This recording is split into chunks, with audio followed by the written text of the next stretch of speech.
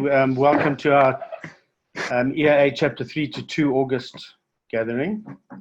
The QR code is there. It'll be popping up on the screens during the evening as well. So if you scan it, hopefully it'll work. We did have a problem with the Legends talk show, but we entered everyone's attendance manually after it. So don't worry if you weren't able to scan for the last one, for the MUF incentive scheme, but you should be able to scan here. If anyone has a problem, let us know.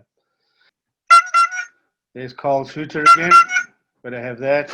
And Dickie Fritz Hall, that's where we normally have our meetings.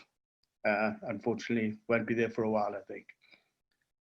Okay, some tragic news yesterday, and I think it all hit us pretty hard.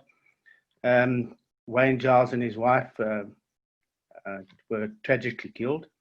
Just want to have a moment's silence for Wayne and his wife. If you can just bear with us for that.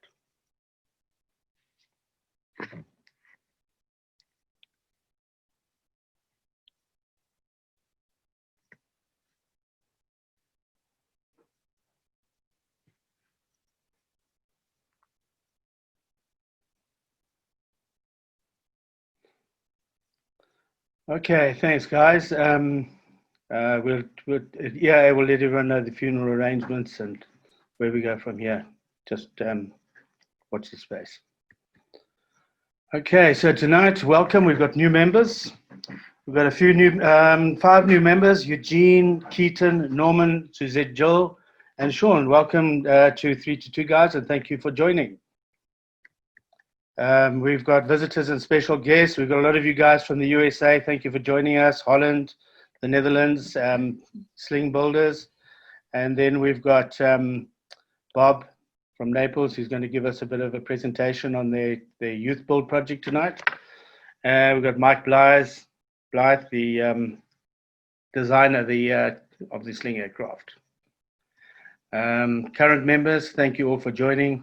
It's great to have you all with us again. Okay, birthdays. Happy birthday, guys. Hope you have a good one. Okay, tonight's mystery aircraft. I'm going to show the picture. If any of you can identify this aircraft, please put it on the chat function on Zoom. But please send it to the host only, and not to everyone. Otherwise, the other guys will see what the aircraft is. This picture was taken about a year ago. And we were visiting the guys, and we had a picture of the plane with it. So please, as I say, just send your answer on chat to the host only. Thank you. Okay, previous minutes. They were emailed today. We just need a proposer and a seconder. If anyone has seen them. Carl proposes. Okay, thank you, Carl. And the seconder? David, second. Okay, thanks. Okay, we move on. Plain facts. Sean, I just wondered if you had your plain facts. You were under a bit of pressure today, so you weren't pushing you to it. How's it, Neil, and all the fellow EAA people? Can you hear me okay? Yeah, I can hear you. But we can't see you. Okay, I'll start the video. You guys good for me to go? Yeah, we're good for you to go. Okay. Yeah. I'll clean my camera. How's that? Yeah. Now you look better okay, with it. So should I keep it dirty, Neil?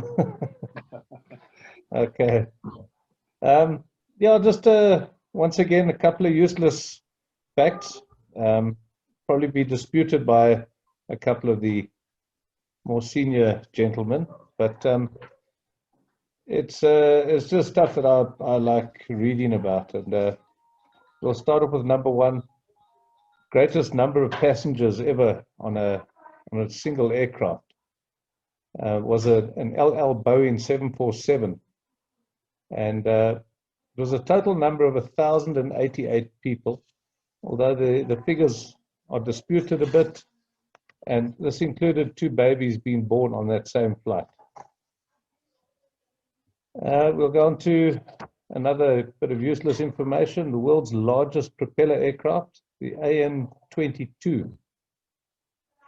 Diameter of the prop, 20.3 feet, and they've got contra-rotating propellers on those big turbine engines. World altitude record for a hot air balloon is 21,290 meters. This occurred in November 2005 by a little Indian fellow there in Bombay. And he took off. He landed a couple of days later somewhere else. But it's 21 kilometers, which is a pretty good feat. Okay, fastest aircraft, piston propeller-driven aircraft, is a Grumman Bearcat. And this was set in Lost Wages, or Las Vegas, as the Americans would more know it. A mere 528 miles an hour, or 850.241 kilometers per hour. And that's moving. We'll go on to altitude record for a piston-engined aircraft. 67,028 feet. It's set by a Boeing Condor, and it's a unmanned, it's a UAV, unmanned aircraft. Longest single flight, which I think it went from New York to Sydney. It was a single leg, 10,066 miles, and that was a Boeing 787. We'll go on to a turbine engine. The most powerful turbine engine is the General Electric 9X. It's fitted to the Boeing 777s and produces 134,300 pounds of thrust. Now, if you had to equate that to horsepower, it would be probably 10 times the entire starting lineup of the Indianapolis 500. Smallest jet engine to ever power manned flight is a TRS-18, and it was only about 24 inches long. We'll go on to second last one for the night. We'll talk about an ejector seat, most made by the famous Martin Baker. The seat removes you from the aircraft at 20 meters a second, which equates to about 30 G that you would pull for about 2.5 seconds. And lastly, we'll go on to the heaviest aircraft ever built, is the AN-225, and the aircraft's dry weight is 285 tons, or 285,000 kilograms. And that's all my useless facts for the week, Neil. Thank you. Thanks, Sean. That was great. We'll remember everything you said and make a note of it. I believe Carl had his hand up. Carl, you there? Thanks, Neil. Just for Sean's information, when he was talking about 1,088 people on a 747, let me promise you that the 747 didn't even know it had that number of people on board, and it flew beautifully. Right, and that's official. Thank you. Thank you, Carl. Thank you for that. No one disputed you, not even the young Carl Jensen. Sean. Okay, guys. Share screen. Can I share my screen again here? Share. Thank you for that, Sean. We move on. Yeah, screen share. Why is it not moving on? Sorry, guys. I'm just having a problem here. My presentation started moving on. Right there. Okay. Chapter finances.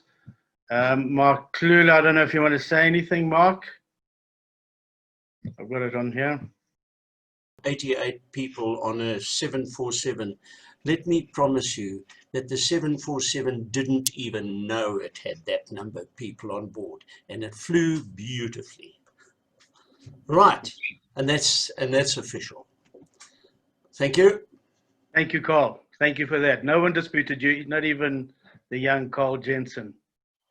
Sean. Okay, guys. Share screen. Can I share my screen again here? Share. Thank you for that, Sean. We move on. Right there. Okay, chapter finances. Mark Klula, I don't know if you want to say anything, Mark. I've got it on here. No, I'm happy with what's there, Neil. I think it's pretty straightforward. Haven't had much expenses. We just paid for this Zoom internet, and we've got 636,000, 633 in our savings account and 2,000 in our bank account. Right, thanks, Mark. So we've still got a bit of money there. That's great. Just on our MAC scheme, our member awards for chapter help. Couple more super summits this last month. If you guys log into the site, you can see your scores there. I've just got here the top scores at the moment, and heading down. Those are the everyone who's supersonic, and well done to everyone who's made the effort to contribute and give us articles for the magazine. Hopefully we'll be able to get back to fly-ins, and you can score on those things in the future as well. Future events. SAPFA Rally, that's probably the first aviation event since lockdown, coming up on the 15th of August at Brackpan Field. Rob can give us some information a little bit later in the meeting. Tail draggers to warm baths, it's been pushed back to 12th of September. They're postponing 1 month at a time. Carl's going to have something to say after this. I'll hand you over back to Carl, but let me just quickly get through this in the meantime. Next September gathering is 2nd of September, probably be a Zoom. Just guys, I want you to remember our AGM is going to be November, and we're going to be looking for volunteers for the committee. So please, we need help. Thank you. Okay, tail draggers to warm baths. Carl, you want to say something there? Yeah, thanks very much, Neil. Just for everybody out there, I'd just like you to know that these guys at warm baths, where Nylstrom has become totally impractical with the intrusion on the runway, and the latest deal is that these guys are putting circle-boss branches on the runway, which if anybody rides over them, that means you are going to have a puncture. So they've moved down to warm baths, which is about 20 miles closer to Johannesburg, and they've resurfaced the runway at their personal expense with the municipal assistance. And just let me get out the way there. And can you see that they have built, they've made a new runway. It's about 0.08226, 600 meters. And then the area to the side of the runway is for aircraft parking and camping. I just want to emphasize how enthusiastic Richard is with his team, as well as Peter Roux, and they are so keen to have this. So I've just taken a date out in that little logo that I've made there, and they intend having it as soon as we have permission and we can do it legally, is to go in there at the moment for just a day's fly-in. And with the people restriction, it'll be restricted to the first 50 people that come along. And I'll be charging just a nominal fee, which will allow you to have a bright pack with all the bay course, and it covers the landing fees, and it helps them. And I just think that these people need to be saluted for their enthusiasm. And because we can't have it now in August, well, they're putting it forward to about mid-September, and as you said earlier, Neil, it'll move on one month at a time. But well done to Richard, Peter and company, and I'll certainly be one of the first to subscribe and also to fly in if it does come about. Thank you. And just by the way, just a last thing, I want to show you our new kitty. This is Tasha. She is just a Miss Nuisance, but absolutely a delightful little creature. How's that? Thanks, eh? Thanks, Neil. So thanks, Carl, for that. I said that I'd give Carl 48 seconds. It came in at 47.3 seconds. Well done, Carl, on that one. Okay. Home builders and restorers roundup. Okay. We had quite a lot of activity at Krugersdorp the last couple of months, and just wanted to go through what's happening. This is not Krugersdorp. This is Frank Pearson. I believe Frank's Cub was got going today. Well done. And I don't know what's happening there, if the battery's flat or it's a slow video. But well done, Frank. I believe your plane is ready to fly again. I don't know if you've flown it yet. Okay. Andy's cruiser, after 4 year and 4 month rebuild, looking very pretty. Well done, Andy. Flew the other day for the first time at Krugersdorp. And they talk about the RV grin, but I think that grin on Andy's face could be the cruiser PA12 grin, or is it PA18? Derek Frasca's radial rockets. If you see the box in front of the plane there, the propeller, that's They can't see me, eh? propeller, sorry. Who's that? That's the propeller, which has been assembled now and it's going on the aircraft, but that should be ready to fly soon. Good luck with that, Derek. Okay, and Roy de Statler, I see you with us tonight, Roy. His flying flea, Pou de Seal, however you pronounce it, has done a few hops. By Dale de Klerk. Dale said it's absolutely beautifully built, and just a couple of things they needed to change, but Dale also said it's probably the most challenging aircraft he's ever flown, having the rudders connected to the stick and being a tail dragger. Well done, Roy. Hopefully we'll see it go through the test flying soon. Okay, sling update. Mike, can I hand over to you? I'm going to stop share here. Good evening, everybody. Neil, as you said in the introduction to myself, I'm just going to give you a quick update on where we are with our business and our new high wing model. For those of you who don't know me, my name is Mike Blythe, and I'm the one of the owners of the Sling aircraft, and I am the person who started the business right in the beginning. I'm also the main designer. Of course, I have a design team, engineers and draftsmen. We've got something like about 12 of us in the R&D design and development office. And just for those of you who don't know much about Sling aircraft, started the business in 2005, just with an idea. The first aircraft that we designed was the Sling 2, and I employed 2 people at that time. So it was 3 of us. Now we have about 210 people working in the business. We make ready-to-fly aircraft and kit builds. We sell kits, and we do quick builds as well. We make parts for a business in Belgium. It's called the Sonica X100. The certified 2-seater. We make the parts for that aircraft. We make about 3 to 4 sets of parts a month for them. We're making about 10 sets of parts for ourselves at the moment, 10 slings at the per month at the moment. Half of them are kits. About a third are ready-to-fly aircraft, and the balance are quick builds.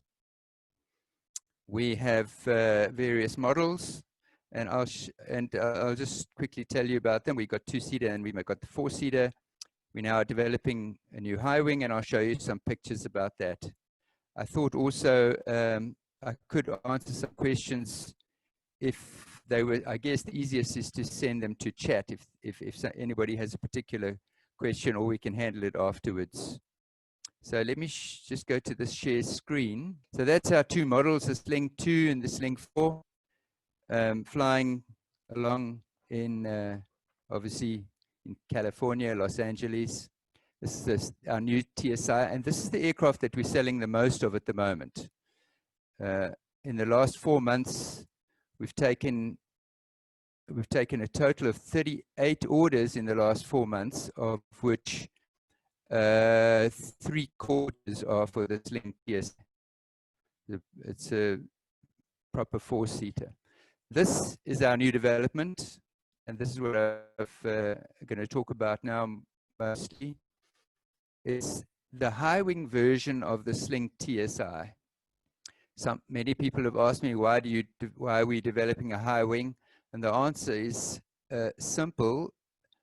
2/3 of the aircraft we already produce in the low wing. In other words, the wings are the same, the firewall forward is the same, parts of the landing gear the same, and the rear of the rear fuselage and the empennage all the same. So all we had to do was develop the center fuselage, the center part, but the main reason is because there's a demand for it. There's a lot of people asking for a high wing, and so we decided to go ahead and do it. We started 2 years ago, and we are now making the first 2 prototypes. It's a side view. You can see what it's like. Quite big, nice big doors that open just about 90 degrees.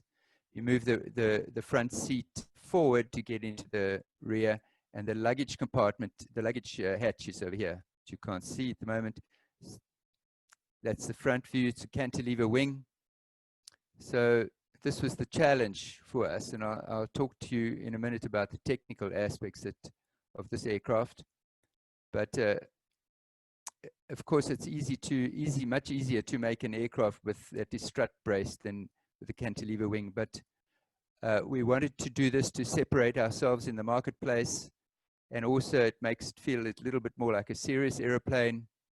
Of course, there is a little bit less drag, but that is not as much of an aspect that we took into account when we made the decision. We're making a tail dragger, we're making 2 prototypes right now. We're making a tail dragger and a tricycle gear. What the tail dragger will look like, a couple of photographs. You can see instrument panel, that's a typical instrument panel that we have. The red handle there is the parachute. It will come standard with the ballistic parachute. Single lever throttle in the middle over here, and the fuel selectors up on the roof because the fuel tanks are in the wings.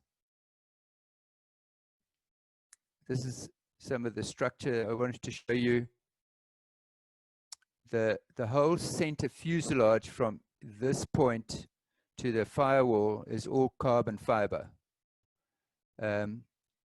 Excepting this top, which we've named the top box. It's a spar carry through in the top here. I'll show you another diagram or another photo in a minute. This person sitting here is 6'7", so and the seat adjusts up and down. So we've made it so that big people can fit in quite easily. The rest is here. You can take the seats out very easily, and then you've got this floor with a little step over here, the back, and a large area where you can load. The right-hand stick also comes out easily, so you can take the stick out, take the seats out, and you have a very large loading area. The luggage, the rear bulkhead of the luggage is over here. This is the parachute, and this is a luggage extension, which we call a golf club extension at the back. This is the luggage door there. This is just a view of the rear fuselage. I'll talk to you about the reason for us to keep the rear fuselage as aluminium.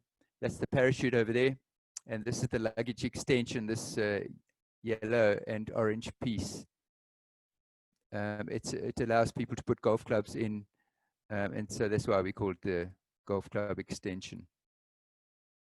This is the main spar carry through that's inside the fuselage at the top, and it is held with these beams that come down here. They're called carbon fiber pillars that attach the carry through to the fuselage.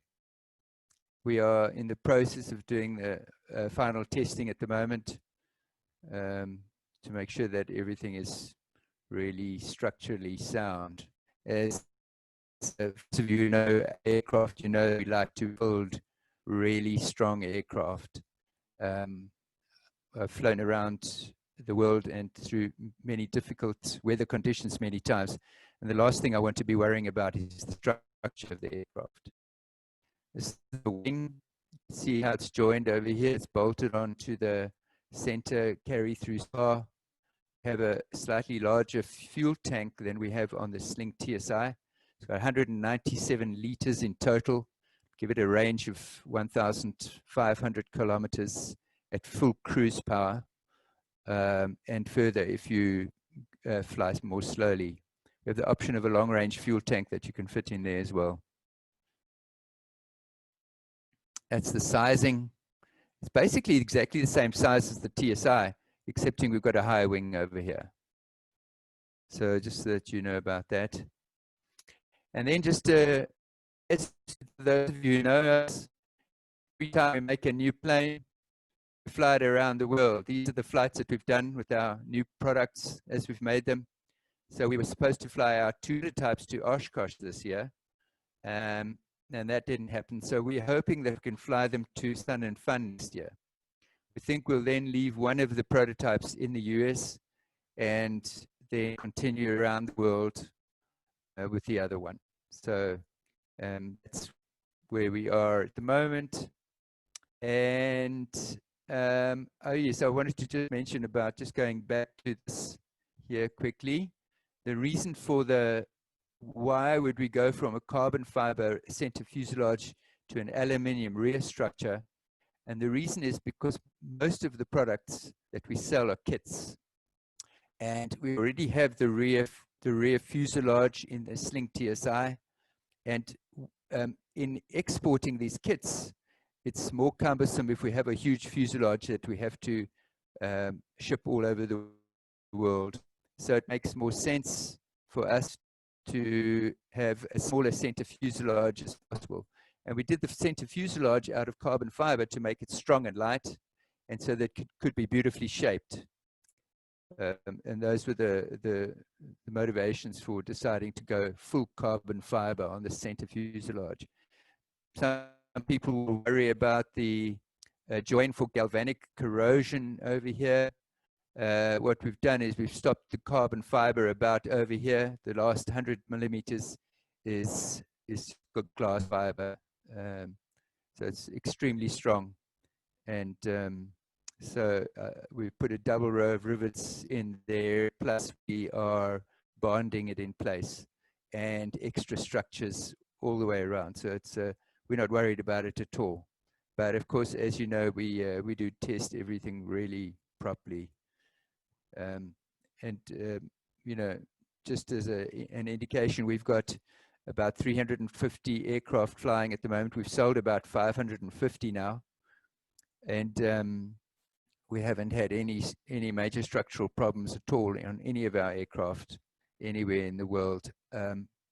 And that's, I think, largely because of all the structural testing that we did. We did our aircraft to the same standards as you, the Cirrus or a Cessna. It's FAR 23. That's the standard that we base, that we test to. I think that from me. If there's any questions, I can handle that, but otherwise I can handle that afterwards. Yeah, Mike, there was a question from Andy Goos. He said, hi, Mike, how has the COVID pandemic impacted the development of the Sling High Wing? Thanks. Yeah, so we pushed, because we were really pushing really hard to get the aircraft, the 2 prototypes ready to be able to Oshkosh, and because of this COVID thing that came along, we've slowed the whole development down. We'll only have the prototypes in the air probably in November, and we expect to be delivering the first kits by the middle of next year. So I would say it slowed us down by effectively probably 5 months, because we have slowed ourselves down a little bit on it as well, and because of COVID. But we, you know, we really feel confident about this aircraft. We feel that this is the finest design we have done so far, and it really incorporates everything that anybody would want in an aircraft. It's really, it has very high utility. It's large, it's comfortable, it'll cruise fast, it'll cruise at 145 knots. Got you know, lots of luggage space, and strong, and so this is actually, you know, I mean, as everybody knows, I've been flying for a long time, and this is the aircraft that I think I'm going to take for myself. So that's an indication of what I think of it. We're very excited about it. Cool. Just the other 3 questions. Any updates on speeds on the high wing? Someone's asked, Clifford's asked, if we have started a TSI build, empennage and wings, can we switch to the high wing? And from Neil Pretorius, hi, Mark. I spoke to GB about this before. So yes, I know they had an open forum there, and I know they're looking at keeping the GB, and I got from Michelle. Okay, so what's the noise in the background there? Sorry, Neil, is that? The empennage is the same, but the wing is slightly different in that we've got a different joining section on the wing on this high wing. So you could sell the wing off to somebody that would want a TSI and then order this here, but the empennage is the same. So that's a possibility. And the speeds, I did mention that, you know, the cruise speed is going to be slightly slower than the TSI, probably 3 knots slower because of this larger frontal area. But we don't think much slower than that. We think it's going to have a slightly lower stall by probably 1 or 2 knots, and a slightly better climb. So, but very similar performance and speeds to the Sling TSI. What is the third question, Neil? Okay. If we started a TSI build, empennage wings, can we switch to the high wing?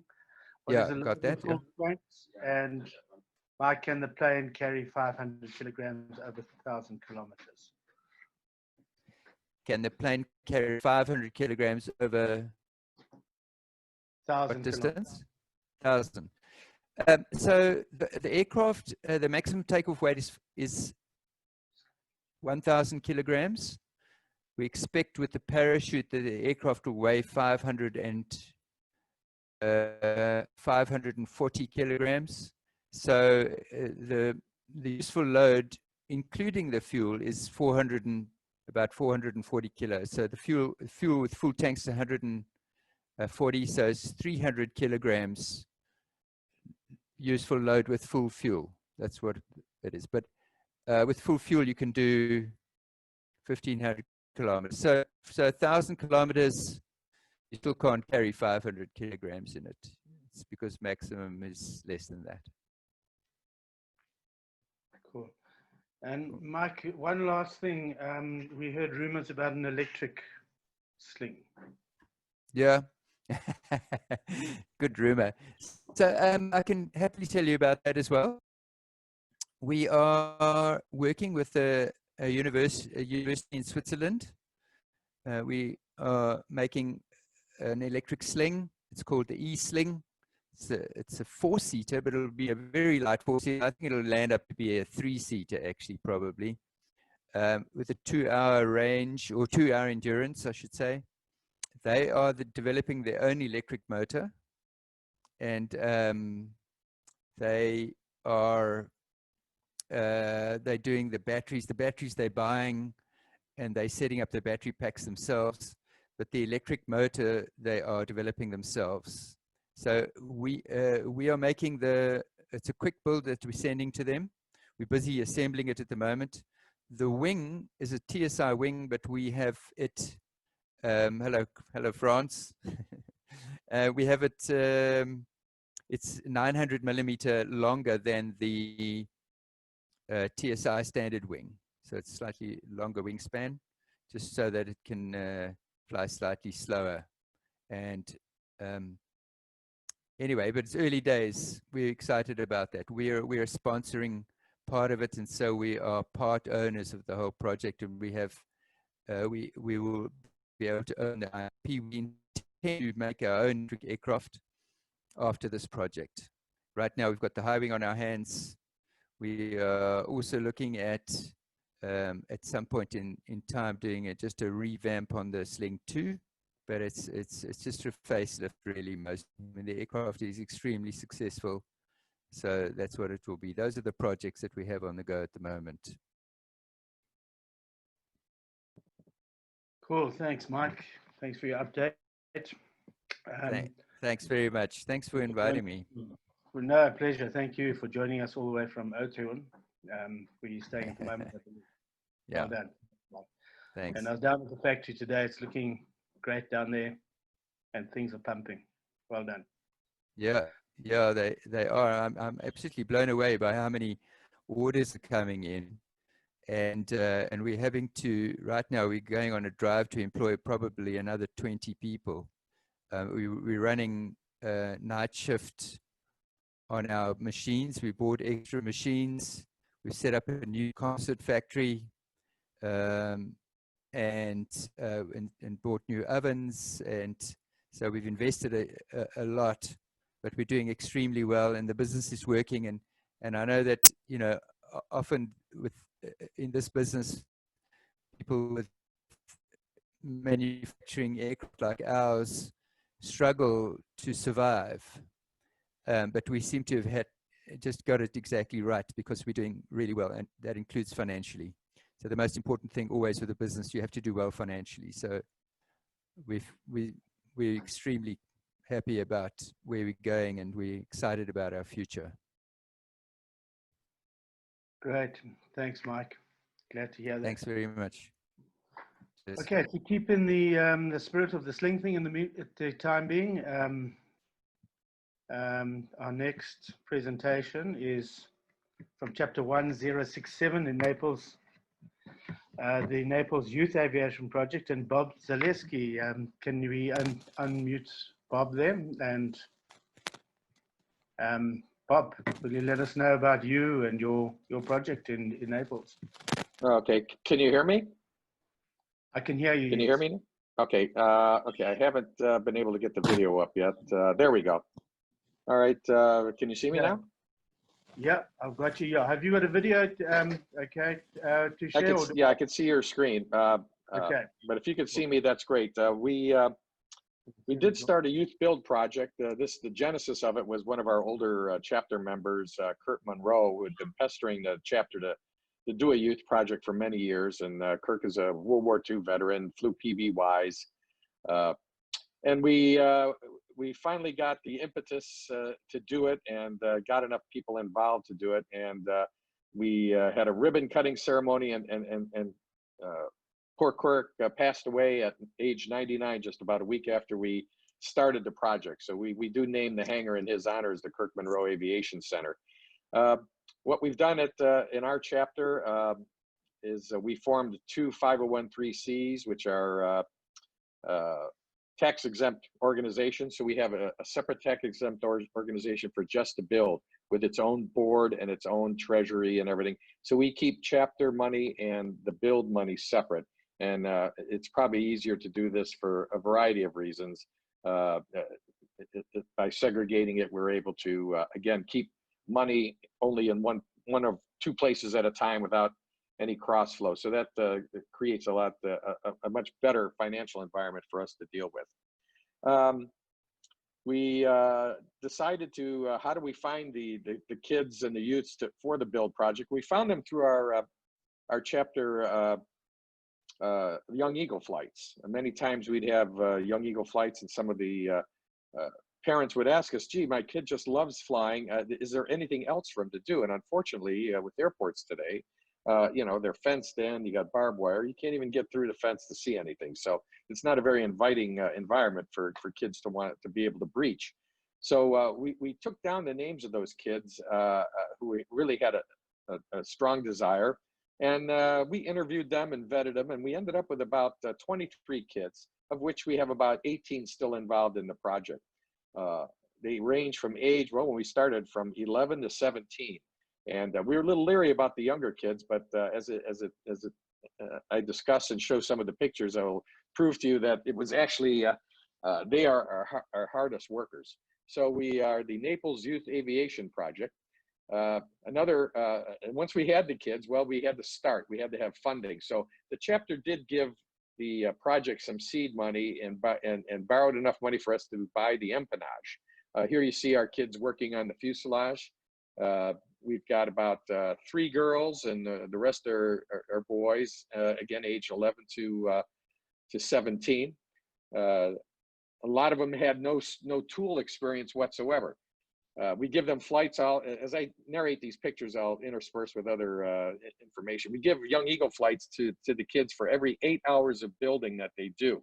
So we kind of keep that incentive for them to continue to show up and build, which has never been a problem. They just jump to come in and work on the airplane. So they get a chance to fly in various airplanes. We all give them a ride in a sling, of course, because that's what they're building. And we also have members who have biplanes. We have a member with a lake amphibian. So they get to go out on the water and do a splash and dash in the lake. They get a chance to fly the Stearman here. So we're really trying to give them a broad-based aviation experience, and it's just been working out really well. The other thing we do with the kids, there's our little 11-year-old Samantha. She's something else. Yeah, she is something else. She wants to be a mechanical engineer, and she is about as smart as they come. She is a worker. If you put her on that airplane, if you close the hangar door, that airplane would be completed in about 3 weeks. She is just that kind of girl. So she really loves the project, and as do all the other kids, but she's extremely enthusiastic and very smart. And that's one of the things we discovered, is that these kids really crave working with tools. A lot of them didn't have a chance ever to work with tools before. So we had about a 3-day, what we call tool school. So we went through nuts and bolts and rivets, and we acquired a few practice empennage pieces from vans, some vertical stabilizers that we used as practice kits for them to build, de-rivet, build up again, so that they made their mistakes on the practice kits before getting onto the real thing. Here they are working again on the lower fuselage. One of the things also is how did we come around to building a sling? Well, naturally, Joan and I are a little biased towards the sling because we think it's the best out there. But we didn't want to, there's Samantha in the middle, and on the right is Edie. She wants to be an airline pilot. And Garrett there on the left, he's going to be going off to college in a year, and he's going to do aviation-oriented college to be a pilot. He's already working on his written exam, and he'll probably be getting a Ray scholarship for flight training. We have 2 of our builders already are learning how to fly under the Ray scholarship program that the EAA provides and that the Collier County provides. Here's Edie and Samantha working on the fuselage, and with me guiding them. Again, they learn so fast, and they're so enthusiastic, and they just like working with their hands and building things. It's been really great. You can see here our wings are under construction. Actually, they are totally complete, except for the fuel tanks, which we're working on now and putting the wingtips on. So that work is complete. The fuselage is nearly done. We have the center fuselage complete, and we're working on firewall forward issues now and everything else. So we do some evening work with them in the summertime when when we can get them out there. As you can see, we have 3 or 4 things going on at the same time. Our mentors are just members of the chapter who've agreed to help mentor. A lot of them haven't had any experience building airplanes, but a lot of them are tool savvy, they're cabinet makers, or spare time in their hobbies, or have crafts. So we had quite a wide range of mentors with good skills. On the far right here is the picture is Roy Placus. He's our technical counselor here at our chapter. He's also a A&P-IA and has built several airplanes himself, including Lancers, RVs. And he is just one sharp mechanic with a toolbox full of special tools that if you need something, he's like it's like pulling a rabbit out of a hat. He's got a tool for everything. Quite adept at seaplanes, flew out of the East River in New York for 8 years, seaplanes out of New York. Edie here is one of our airline pilot wannabes, posing there with the sling. They really love flying that. We did a science project, fair project with her, studying density altitude. So we used the sling as a test bed for her science fair project, and we recorded everything and jotted everything down. She did quite a nice presentation on density altitude for her school. So all these kids are really highly motivated.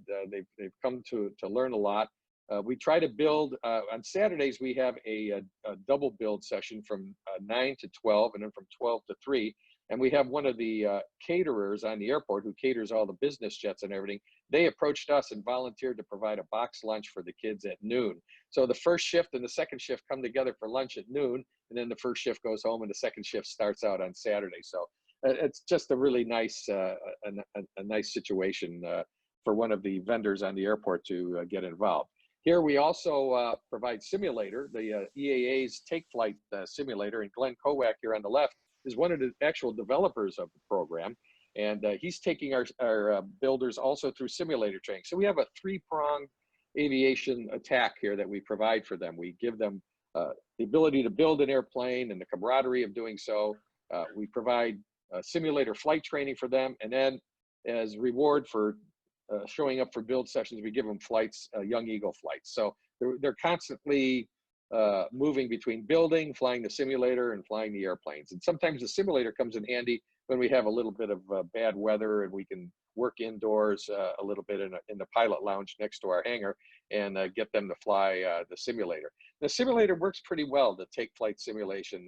I've noticed that the kids who've been flying the simulator quite often, when I take them for another Young Eagle flight in the sling, I see them handle the airplane with wow, you really got the feel and the touch. So the simulation there's a real transfer of knowledge and skill from flying the simulator on the screen here and actually flying the airplane. So we're providing quite a well-rounded aviation experience for them all. Again, we're really fortunate in Florida here, being in Collier County. Our chapter is the home chapter of James Ray, who of course, if you're familiar with the EAA, provides money for the EAA Foundation that is giving money to chapters to get to learn how to fly. But in our chapter district, in the high school district in our chapter, if you are a high school student with a kind of like a C+ average, and you pass the FAA written exam, they will pay. His foundation will pay for a private pilot license, unlimited amount of numbers. So we already have 2 kids who are taking flight training now, and we got 3 more that are on the cusp of passing their written exam, and will get a full private pilot scholarship through the James Ray Foundation through Collier County and the high school system here where our chapter is. So we really have it good here in our chapter, and these kids are moving through our project and actually getting into flight training and earning their private pilot certificate. Back in January, we took them to Orlando, Florida. One of our chapter members is a captain with JetBlue, and we took them to JetBlue University in Orlando, Florida. They got to go through all the flight training simulators, the real thing. They did the escape slides. They did all the ground training. They got a chance to go in the maintenance hangar and walk amongst all the large jet aircraft and actually got a chance to see that the sling really isn't all that much different. It's just a matter of scale and mass. So they see a lot of the same, we were able to point out a lot of the same things we're working on that are incorporated in large aircraft. It's just a bigger deal. So that was really a tremendous field trip for them to get a day over at JetBlue University. So we try to provide them with all kinds of activities like that. They've probably one of the biggest things is the camaraderie the kids have. They've really come to know each other. For many of them, it is their social group of choice. They enjoy being together,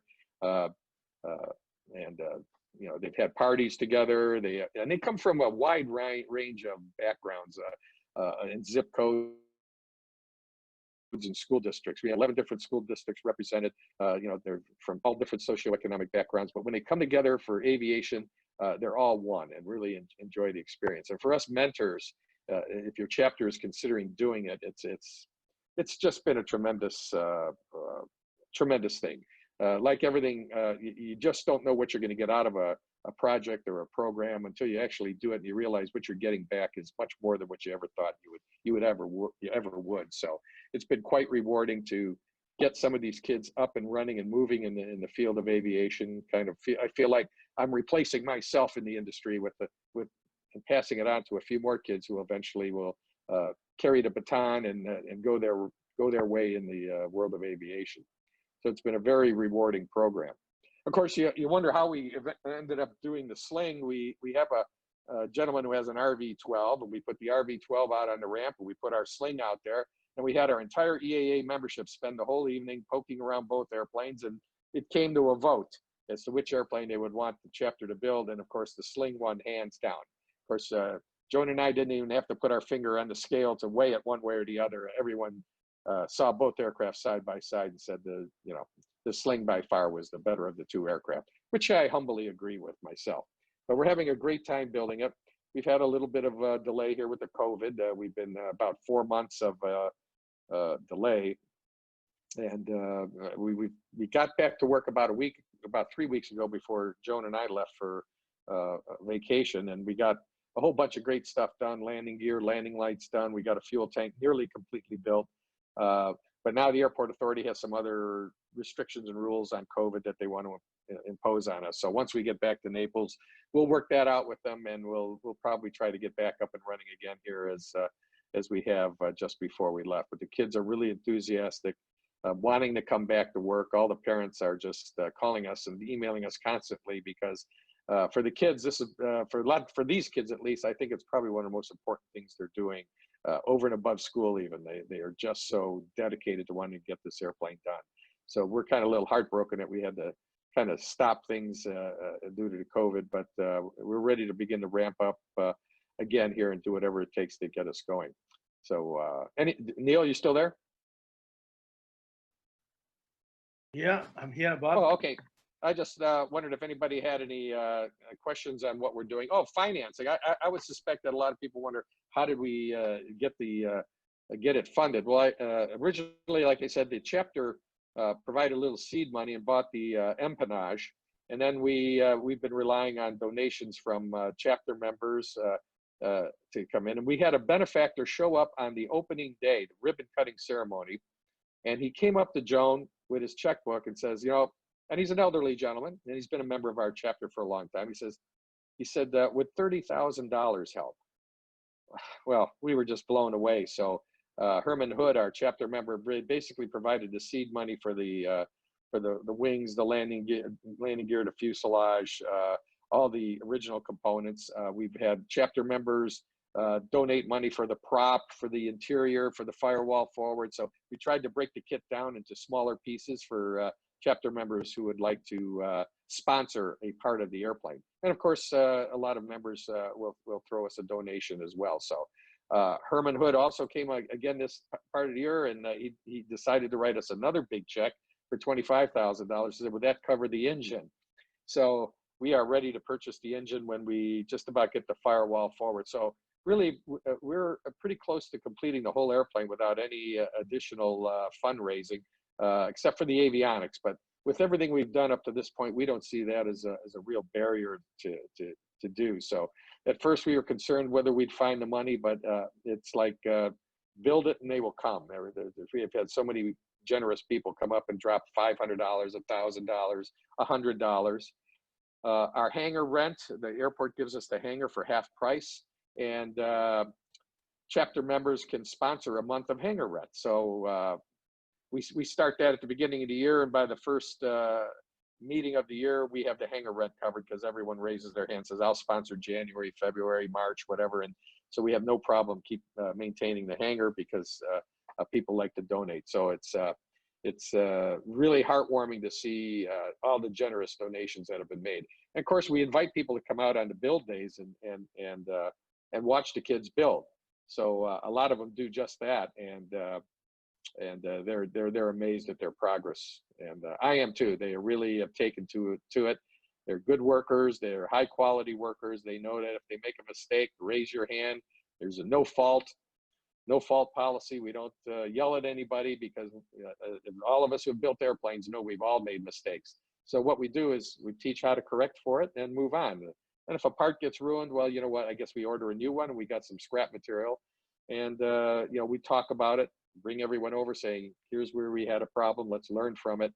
So we try to, we haven't really had very many of those issues, but when they happen, we generally want to make sure that, you know, people admit to it so that a mistake isn't buried in the fuselage somewhere where somebody may not see it, and that we get it corrected, and then people learn how to either repair something or replace it or de-rivet and do over again. So they got to learn that, yes, it's fun, but it's, you know, you're building an airplane that you are going to be sitting in and flying yourself. So you owe it to yourself and everyone else to make sure that it's a high quality build. So that is a skill we're trying to, and an attitude we're trying to instill in them as well throughout this project. So that's how we resolve the fundraising. So we're not going to have any problem developing the rest of it. We do have some sponsors. The Sling Pilot Academy in Torrance is one of our sponsors. They're giving us a 10% discount on the kit once the airplane is complete. And they're basically matching what the vans people do with an airplane with a chapter build. So we really appreciate that. Midwest Panel Builders out of Michigan is doing our avionics work. They're building our harnesses, and they'll probably build they're going to build our panel as well. So they provide us with expertise and the harnesses as we need them and as we go. So we really appreciate that. And Midwest Sky Sports, also in Michigan, is providing us with expertise and some parts modifications that they have made on kits that we're incorporating in our Sling as well.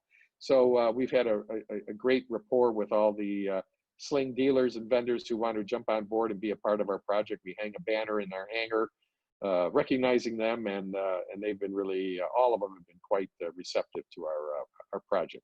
And of course, you know, Sling South Africa has also been a great supporter in, you know, giving us some airtime on some of the newsletters they've sent out and shout outs and everything else. And Mike even talked to our group early on in the program. So we're gonna have to do that again as we round the corner here towards the finish line. So we've kept all the kids involved. We have about, I say, 18 active out of about the 23 we've had. We've had some that have just moved away, and some that thought they just dropped out because it wasn't theirs. But the bulk and the majority of them have stuck with the program, and they're quite an enthusiastic group. And you know, we really enjoy working with them all. So if anybody has any questions, I guess I'm through basically talking up the project. It's a lot of work, as you might imagine, but it's very rewarding too. So Neil, if you have any questions that anybody else has from various chapters or even your own chapter who may want to consider this.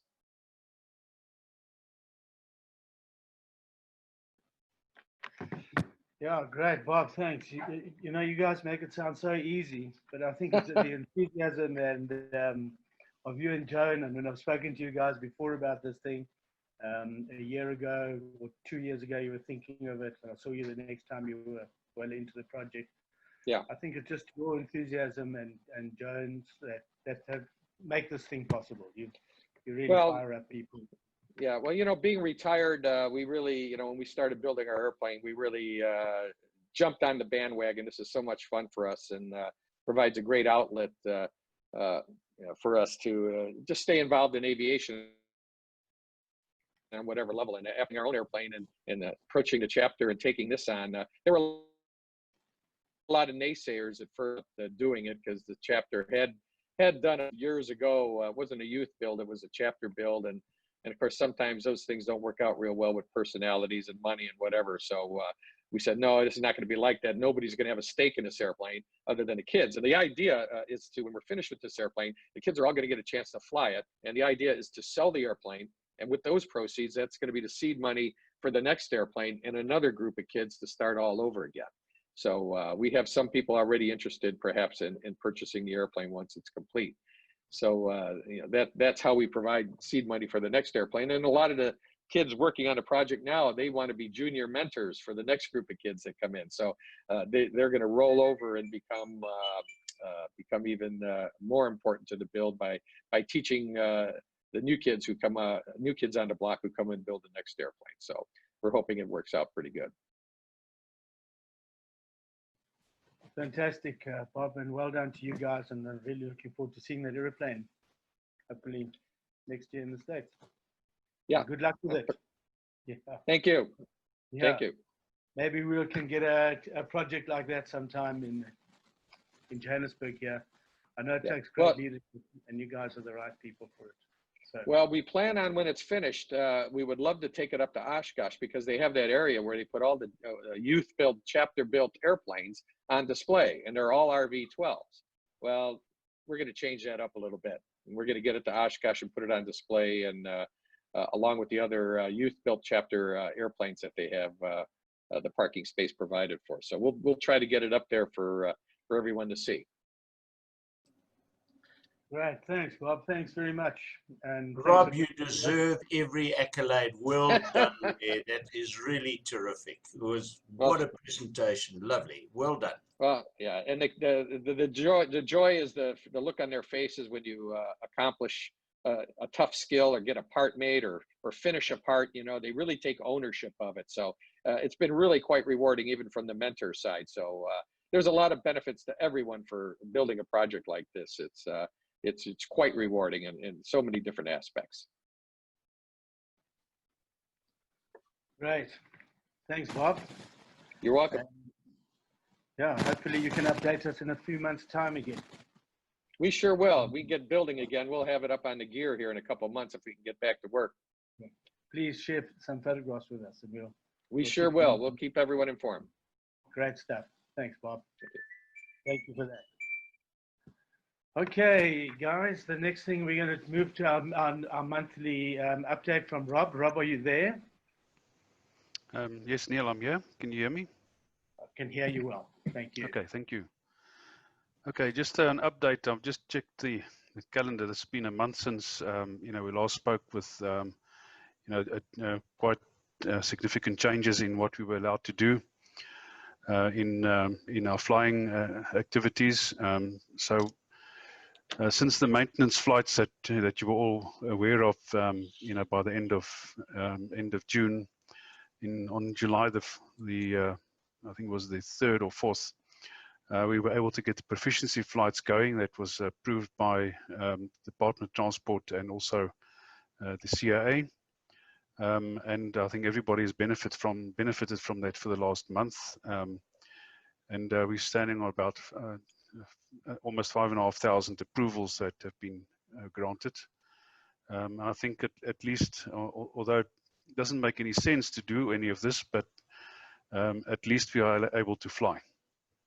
The maintenance repositioning flights are still continuing. If you needed to take your aircraft to an AMO for some maintenance, flight there and back is is on the same approval, as well as any test flight that has to happen, and that also just that continues. And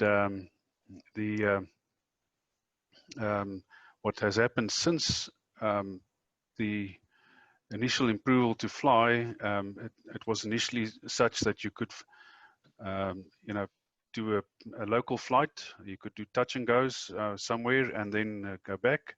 What we've been able to agree with the CAA is that you can now also go and refuel at an away place.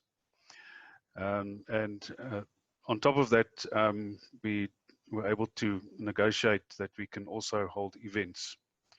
So if we are an Aero Club section like SAPFA and EAA and the gliders and so forth are, and it's in your manual of operations that you hold events, you can apply to hold an event. So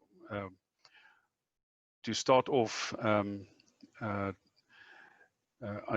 decided to hold, together with my SAPFA committee, a small event at Brakpan. I think that was sort of noted earlier on, which is just a navigation rally. And the way that we've put that together is that we've written up a standard operating procedure, which is a COVID standard operating procedure of how to operate an event, which is done under the auspices of a manual of procedure. That we're holding next weekend on the 15th. And because it's Gazetta that you're not allowed to have crowds of more than 50, we've limited the participants to only 20 aircraft because there's 2 people in the aircraft, so there's 40, and we're allowed to have 10 officials or others, you know, in attendance. So one of the things we will be doing next week is we'll be holding, for the participants, we'll be holding a pre-briefing so that we can go through the standard operating procedure so that everybody knows what to do to be compliant to attend. Because for sure the CAA and others will be watching how we are actually going to you know, hold such an event. It's also what I see as a benchmark for others to follow. I have been in communication with Richard, Richard Nicholson, and I think I put in copy Neil and also Carl. I can't remember when it exactly who I put in copy with that, but to give them exactly the sort of the protocols that I've put together for them to look at tail draggers. So if we can get you know, good success next weekend, it probably has a good prognosis for tail draggers to happen in September. But it has to be done under the auspices that it needs to be call it an event of some sort. It cannot be a social gathering. It has to be an event where there's a purpose. So I'm working also with the Sport Aerobatics Club and also the glider teams to get their events also going, which is going to also happen in the next few weeks. So let's see how we can make this work. Then we probably can get you know, at least some of our activities back online. Yeah, so that's basically where we are with you know, with being able to get what I call return to flight.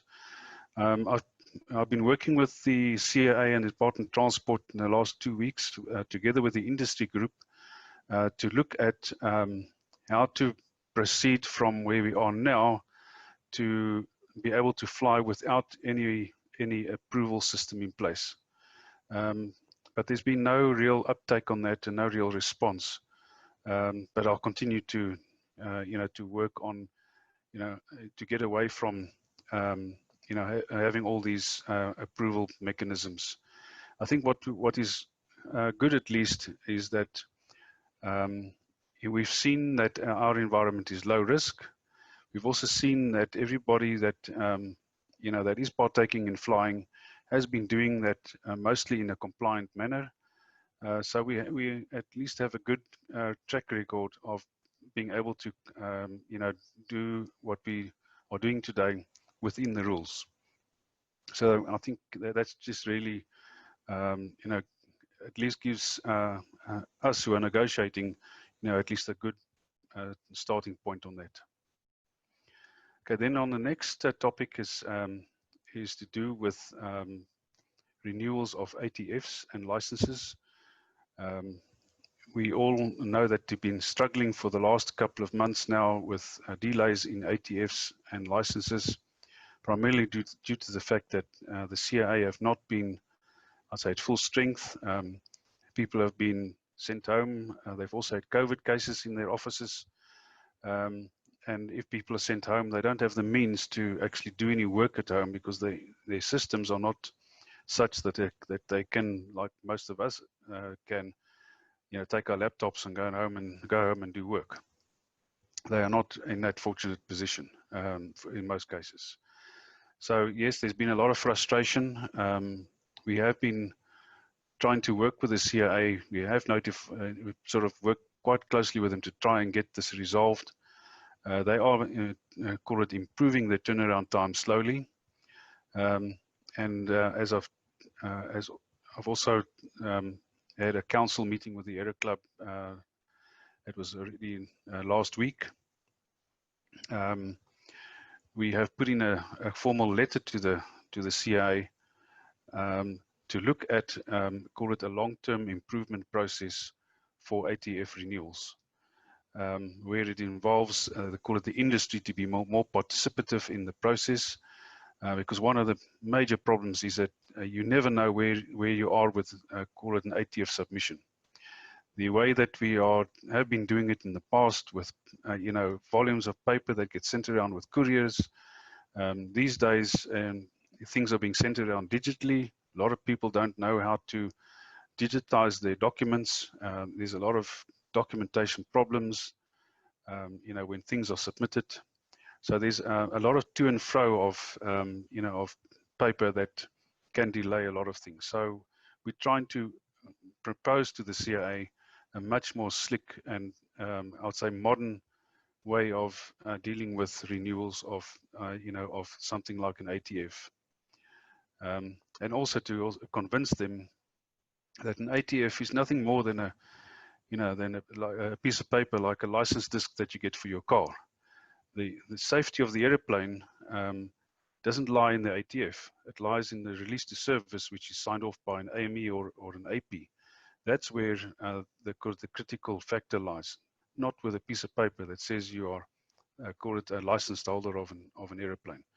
So we're trying to work on these concepts with them to ease up the burden of, a lot of the, I'd say the nonsensical things that are happening today. So that's, I think, what I just want to bring you all up to date with. We are working on things. One of the problems we have right now, the audience that we're trying to get with the CIA is delayed a bit, because one of the key people involved in that is the executive of operations, Simon Sukwabi, and he's gone on leave and he only comes back on the 18th of August. So our discussions with him can only happen post his return. So there's a bit of a delay in getting traction with, call it, our ideas with him. I think that's basically the update that I've for everybody today. Okay, thanks, Rob. That's great. Just a couple of questions thrown out there. First of all, from Ellen Heaven Haynes, Rob and the aircraft team deserve the highest possible praise for their support of the recreational pilots. I agree. I think we all agree with that. From Marinas, he needs to know how he can relocate his aircraft. I think it's like the Mooney from Chili Hall to Stellenbosch. Is there a permit that does apply? And the other one, I think you've addressed to Rob, what progress has been made with speeding up of ATFs and licenses. I think you've addressed that one. And then Yes. Carl would just want to ask a question there as well. Yeah, maybe just to answer the repositioning flight. If it's for maintenance purposes, you can apply for that on the Air Club website. There is a tab that says maintenance repositioning flights as an option. Yeah, I think he's moving his aeroplane. I think he's moving from Johannesburg to Cape Town. I think Marinas. Is that right? Anyway, we'll here's one tomorrow. Carl, yeah, Carl also wanted to ask a question. Okay, thanks, Neil. Rob, first, thanks again for what you are doing for us. The voice of reason and sanity, which there is little of at the moment with the regulator. How are we placed to do an informal fly into warm baths, which would be the pseudo tail draggers, providing the numbers, but I understand and appreciate that it's a cross-border or a cross-provincial border. Can you give us a Yeah, line? so there's two aspects. The one is if you can register an event that you're going to do something there, and I know in EAA's manual of operations there is some things like a spot landing competition is one of the things that the EAA does. Then under the auspices of that, you can go and have call it an event. Issue of cross-border flying, that is another call it aspect that needs to be tested. I'm also looking at doing organizing a speed rally at Secunda also in September, and that will also be a test case for can we hold an event where there is participation, where there are people coming from or can come from various locations, which could be cross-border. That's something I'll be testing with the CIA in the next week. Okay, and would it be in order that we go ahead, or our friends at Warm Bars apply to do this, or how do we go about it? Is it do we just Okay, say it's we all, are going to it's do it, or send it to the Aero Club? yeah. So I can work with you and Richard to put together the the event application as well as the standard operating procedure that needs to be COVID compliant, and then we can see if that is going to gain traction. We can do that in the next week. That's easy to do. That'll be absolutely marvelous. There are also issues, sorry to the detail, but there's also the KMU thing, but the fact that it's just a fly-in and there's no activity there, fly in and a spot landing, and then go home. Yeah, so I mean, KMU, you don't need call it KMU call approval for small events. And I know Nigel is also on the line; he can comment as well. But for small events where we don't need ATNS, it's something that Nigel can handle himself. Wonderful, Rob for president. Okay, guys, it is Nigel here. Right, just a comment. ATNS has been cancelled for Wombats. Right, so yes, I will have to handle it, and just let's make sure that the event at Wombats and Secunda do not clash. Okay, copied that. Thanks, Nigel. Thanks so much, Rob, and thanks for your ongoing efforts there. And man, you are extending yourself on our behalf. Thank you. Okay, it's a pleasure. Okay, thanks, Rob. That's great. It's always great to have you update us, and things definitely seem to be moving along. I've heard of a couple of good things. I heard of someone who got their AMS certified in a day. They issued it yesterday, their aircraft maintenance schedule, and was approved today. So one day, it looks like things are starting to happen there. I'm just trying to start my video. Going to start my video there, Rob.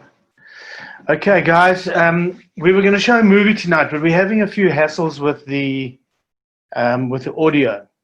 So, and I think we've had pretty good meeting up to this stage. So I think maybe should we call it a day there, and we'll leave the video for next week's meeting, if that's okay with everyone. No, man, let's carry on. This is fun. Yeah, we're just having a problem with the audio on it, Carl. It's for some reason it's not coming through. But we can chat a little bit. So if anyone wants to stay on and chat, we can have a bit of a social. Unmute the video. Neil, sorry that I keep on chirping, but it is so special that we've got all those guys from the States with us, as well as our members, and I see that we've had tremendous numbers here. Well done to you for a wonderful evening. Thanks, Carl. I think it's well done to everyone else, yeah, from the States, from Netherlands, and all over where we've had. This is the one thing with these virtual meetings, we can get together with people from all over the world and have talkers like Bob and Mike, wherever they are in the world. And thank you to them for joining us. Thanks for having us. No problem. You bet. Cool. Thanks, guys. Anyone else got anything to say before we close down?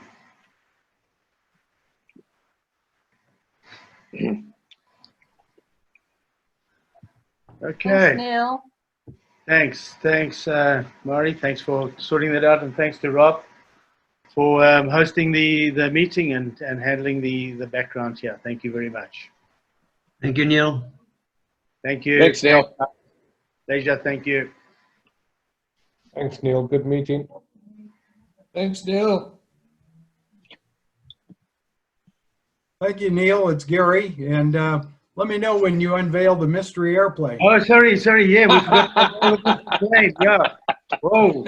Sorry, guys. Hang in there. Okay. Did we get any? I don't think we got any answers on the mystery plane here, Rob. No, I did. Yeah, we did get some. Yeah, Rob's got some there. Who we got, Rob? Okay, It's Rob. a Boeing 747. The only plane knows, Carl knows is a 747 and a 170. Unfortunately, yeah. Okay, who we got? Okay, someone said an RV4. Okay, what else? What do we got here? Oh, dear. We got an RV4. We got it. That was from Pierre Dippenau. He only knows RVs. From Arnie in Chicago. I cannot figure out this aircraft. Sure. From Bob Zaleski, a Varga Kachina, and he's the only correct answer. Well done. Well done, Bob. You know your movies. Well, I'll tell you what, I'm good friends with Gary, him being up in Sarasota, so we've seen his airplane many a time. So I guess you could say it's a little bit of cheating, but being close to the Varga, but it's really a unique and beautiful airplane that Gary has. Thank you. Well, Neil, if you would like, I could give a little bit of background on the airplane. yeah, you can do that if you want to give us a little background there. Sure, absolutely. Well, the Varga Kachina started out life in the 1950s as a Morrissey aircraft design. And then later on in the, I think it was around the 1960s, it was bought out and changed hands by Shin Aircraft. And then in the 1970s until 1982, the airplane was acquired by George Varga, and thus the name, the Varga. And the airplane was manufactured during that time in Chandler, Arizona. It is a factory-built airplane. Everybody asks, what is the purpose of the airplane? Well, it's pure fun, I could tell you that. It's been coined by a lot of people as the poor man's T-34. If you look at the lines of it, it does resemble somewhat a T-34, except the fold-over canopy rather than the sliding canopy. It's a smaller aircraft. It has a 30-foot wingspan, and it's about 21 feet in length. And the airplane does have a high horsepower to weight ratio. It does have the 0320 150 horse Lycoming engine, and a few of them were made with the 180 horse Lycoming engine. And when Varga acquired the aircraft and made some modifications to it, they also made a couple of the tailwheel versions of the airplane. And the airplane was toward its end in 1982, designed for two things in mind. Number one is training, student training.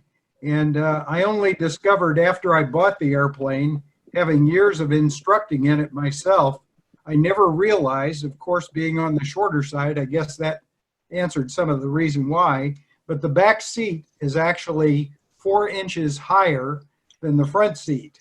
But when you're my height, it doesn't still make much difference. It's hard to see over the student's shoulder in the front.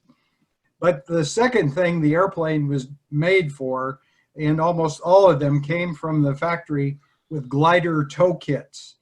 Because of the high horsepower versus the weight, the airplane was ideally suited for towing gliders.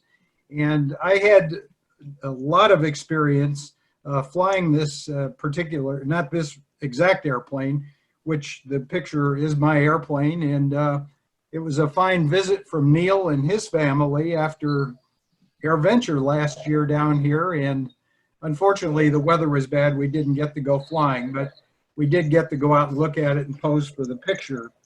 And I had a lot of experience flying this airplane in the Civil Air Patrol and auxiliary of the U.S. Air Force in training cadets and also towing gliders with it. So when one was available in the immediate area where our EAA chapter has our picnics twice a year, it was right there staring at me for a couple of years before my wife said, "You need to buy that." And I was so grateful she suggested that. That was just wonderful. So anyway, that's kind of the story on the Varga and its origins.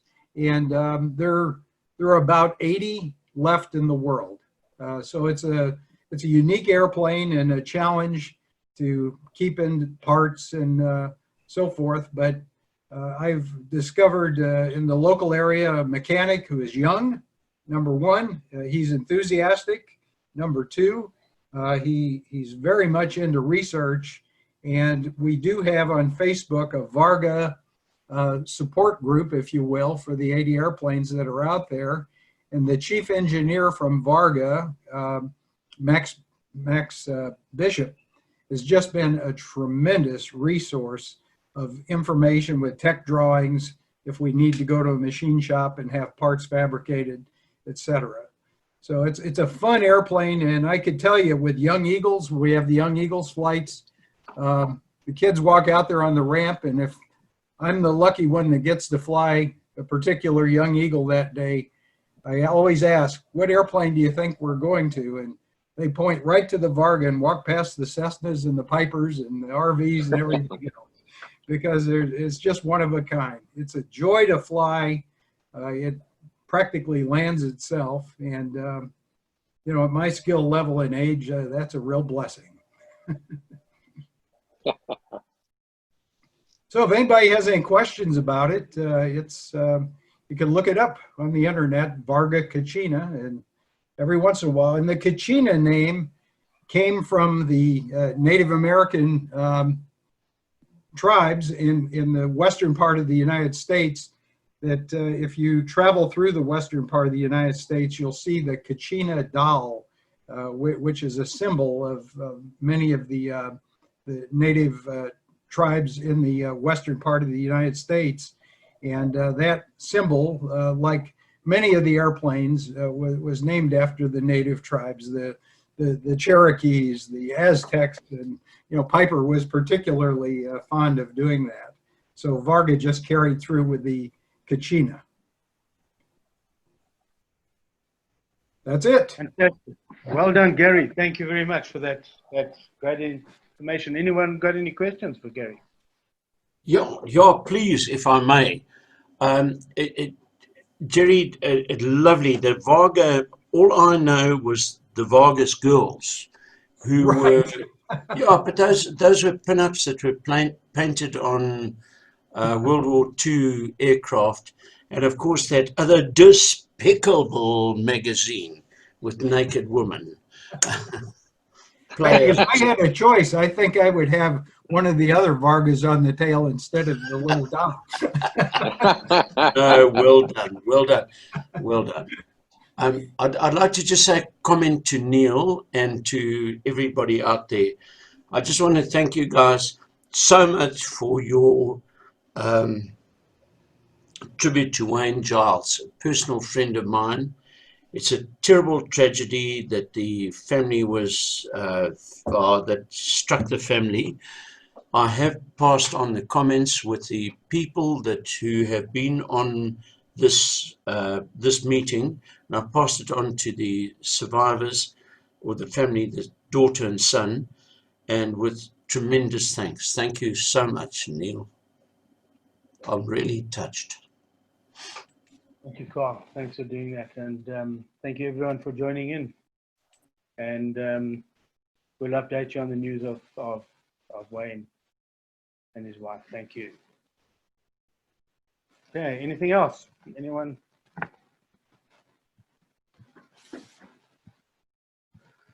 Okay, guys.